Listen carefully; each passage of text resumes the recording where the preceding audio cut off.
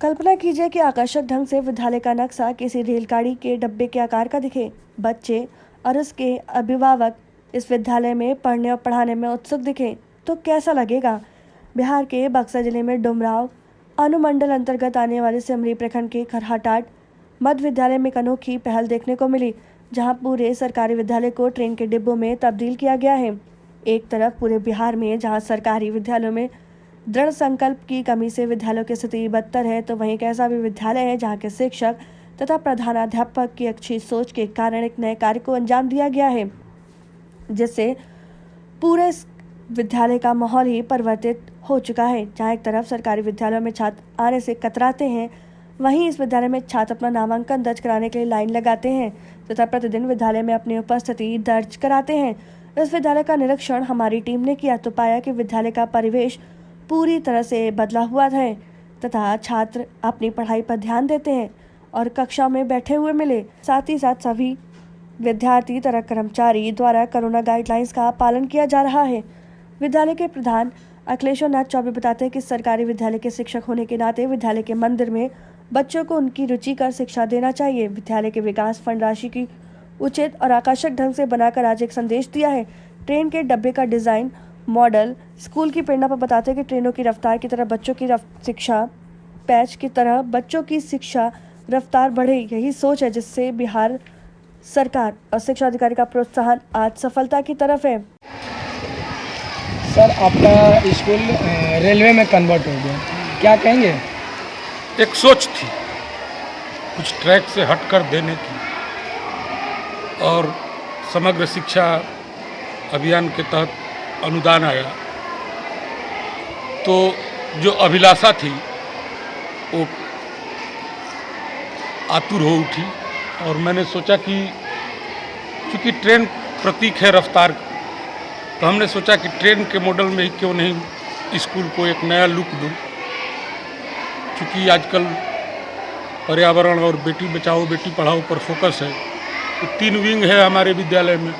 एक विंग को हमने बेटी बचाओ बेटी पढ़ाओ के लिए कर दिया, दूसरा विंग हमने पर्यावरण के लिए कर दिया, और तीसरा विंग जिसको हम विभूति खंड करने जा रहे हैं, इसमें महापुरुषों से लेकर के विज्ञान और तकनीक की जो ये अपडेट पिक्चर्स एंड डायग्राम्स है, उसके द्वारा हम बच्चों को ये करने की कोशिश करेंगे, मोटिवेट करने की कोशिश करेंगे।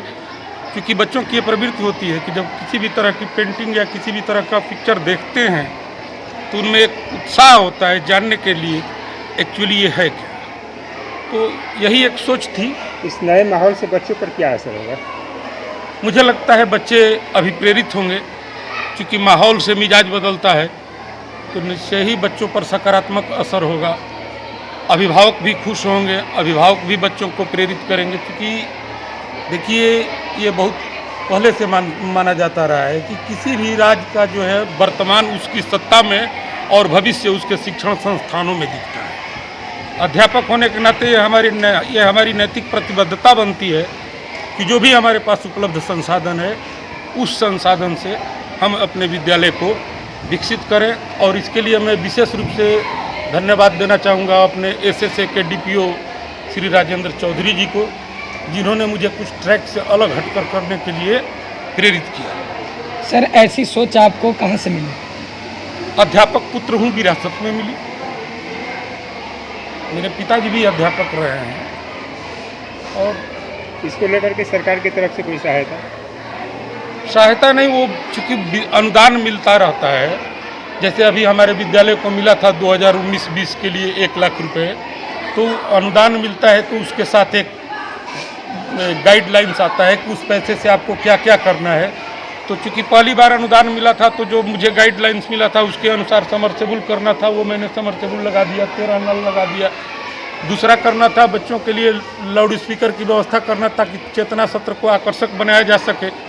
और ख़ास करके कोरोना काल के बाद जबकि बच्चे स्कूल नहीं आ रहे हैं, तो जब स्कूल खुला तो उसमें अब ध्वनि विस्तारक यंत्र के माध्यम से ही अब प्रचार करना है कि नहीं, अब विद्यालय अपने मूल रूप में लौटने लगा है, तो वो हमने ले लिया। और तीसरा था रंग रोगन, तो रंग रोगन करवा रहे हैं। नए माहौल का बच्चों पर असर पड़ रहा है, दिख तो रहा है। कार्य कब तक संपूर्ण होने के चांसेस है? मुझे लगता है 3 या 4 मार्च तक पूरा हो जाएगा। इसको लेकर के आप और भी स्कूलों को क्या देंगे संदेश?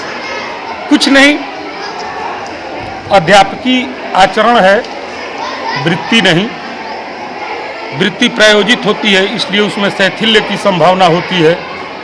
आचरण स्वतः स्फूर्त होता है, उसमें बारंबारता बनी रहती है।